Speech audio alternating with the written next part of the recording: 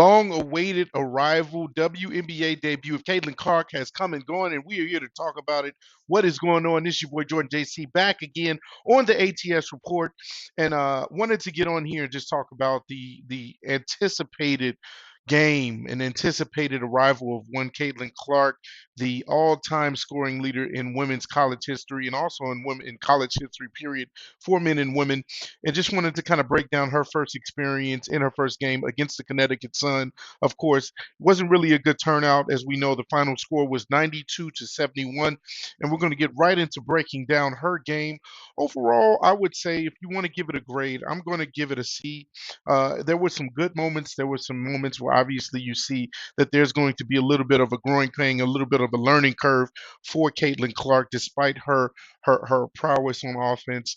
You can tell that that shot is going to be there 24/7. I mean, she's an elite shooter from all over the court. Once she gets past the half court mark, you better watch out. But I thought that the Connecticut Sun came in and did their job just overall against the Indiana Fever as a team. Indiana, they're a team that's still kind of up and coming. They have some really good pieces, which is why they had the number one pick in the draft because they're a team that's still developing, still rebuilding. You got Aaliyah Boston, who also didn't really have a good game. But just let's just get into the stats real quick. So again, as I mentioned, 92 to 71 on the Indiana Fever side. Caitlin Clark, she finished the game with 20 points, 3 assists, 10 turnovers, 5 for 15 from the field. So not really good at field goal percentage. And then of course 4 for 11 from 3 pointers. So kind of up and down with that. Like I said, I gave it a C because I think early she got in foul trouble. There were a couple of ticky tack fouls that a lot of people are saying, well, the refs could have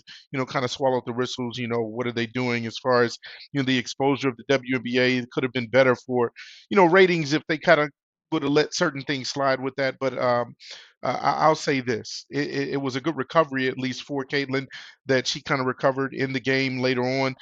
You do have to do something about those turnovers. 10 turnovers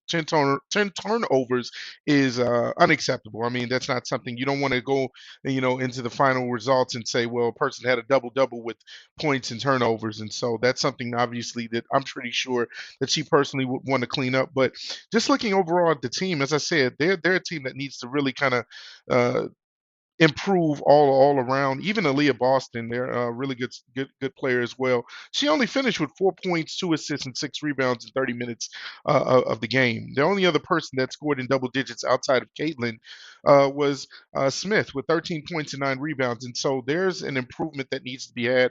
And I'm sure that as the season goes on, there's going to be more of cohesion, more consistency with this team kind of gelling together, getting to know how to play with each other, getting to know Caitlin's spots and where she would like the ball. And of course, her as the point guard, knowing how her team wants to play and knowing Aaliyah's spots and how to put people in better positions to score so this team can be more successful.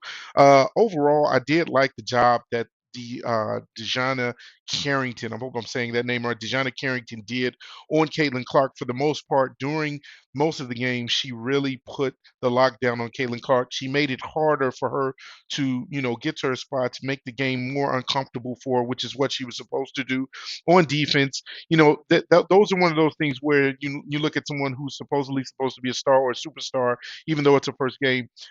You're not necessarily going to stop them completely. I mean, she scored 20 points on a high volume of shots, and the shooting wasn't good. But ultimately, you're not going to stop somebody like Caitlin Clark all the time. But to make the game harder and to make their team kind of go in a different direction of relying on someone else.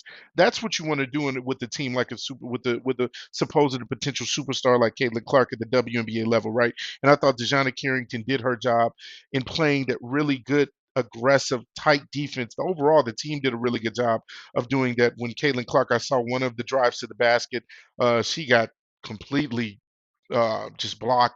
It looked as if it could have been a foul as well. She got knocked to the ground. But just overall, you see that the level of play, the level of aggression, the level of competition is something that Caitlin's going to have to get used to. Very good overall scoring. though, to start, which is what you expect from Caitlin. You knew that the scoring is something that wasn't really going to take a dive. Now maybe we need to see her kind of evolve and get better in other aspects of her game when she sees that the team is really trying to scheme for her when it comes to double teams, or just kind of trying to push her, be a little bit more aggressive with her, be a little bit more feisty to kind of take her mentally out of her game. Those are things that she wants to kind of work on and get past. You saw even Aaliyah Boston going into the half having to kind of mentor and coach her, because it looked as if Caitlin kind of had, a little bit of a frustrating moment. She had that look on her face, like things aren't going well. Obviously you want to give off a good first impression with your WNBA debut, and things just didn't go perfectly for the team and for her as a whole. And so you like the mentoring, you like the tutoring from Aaliyah Boston. I think this team is just scratching the surface of its potential. There's a lot of people who are going to show hate towards Caitlin. There's a lot of people who are going to show love towards Caitlin. Whether or not, I'm not here to talk about that aspect of it, of whether you want to see her succeed or not. I'm only going to talk about the facts of the game, right? I'm going to mention the facts and where I think she can improve, and where she's actually already really good at, right? And where her strengths and her weaknesses. And so overall, you like the scoring, but you have to kind of cut down on those turnovers. And I think that's something that she'll, because she's a student of the game and she continues to get better. I think that will improve. Where she'll she'll reverse those assists and turnover numbers, where you could see her getting 10 assists and 3 turnovers. That's something that we want to see, rather than 3 assists and 10 turnovers. 10 assists and 3 turnovers, I should say. So that's something that I'm looking forward to. Again, kudos to the Connecticut Sun for doing their part. A lot of players in double figures for them. They had about 1, 2, 3, 4, 5 players in double digits. Bonner with 20, Carrington with 16, along with that good defense. Harris at 16, Banham had 10, and then of course Alyssa Thomas had a triple double with 13 points, 13 assists, and 10 rebounds. So really overall good game for the Connecticut Sun. Kudos to those ladies. And again, it's just going to be really fun to see just how Caitlin and a lot of these young stars. I'm in Chicago, so I'll be also following Angel Reese's debut tomorrow against the I believe the Dallas Wings. They're going to be starting their season tomorrow, and so that's going to be exciting to see. But again, rocky start for Caitlin, but I think that this is something she can learn from, and that she will learn from. She will continue to hone in on her craft and just become better and better, better and better, because the competition is just going to make her better. She's facing people who obviously have heard all the accolades and all the things around her of being this great, this GOAT. It's almost like how LeBron James was came into the league. Even the players on the Cavaliers were kind of like, yeah, we hear all these things, Crown King, King LeBron, King James, but he has his place. Let's just put him in his place. He's a piece to the team. He's not the guy. And so there's going to be those moments where there will be doubters, no doubt. It's a competitive league. The women are competitive. They want to be the best. They don't want someone who's just coming into the league and trying to take it over. And so I say that this is just all fun, that this is all going to continue to put eyes on the W League, which is good for ratings, which is good for them as an organization, as an association. So kudos to this debut. Again, I want to see what you guys think about this debut. Do you think, where are the areas of improvement that she needs to make? How do you think she will improve? Do you think this team, this Indiana Fever team, will still kind of have some growing pains this year? Do you think they'll make the playoffs? Or do you think they're a team that kind of probably needs a few more pieces before they can be successful as a whole? But all in all, it was exciting to watch. I'm looking forward to the rest of the fun games for, like I said, with the Chicago Sky and Angel Reese.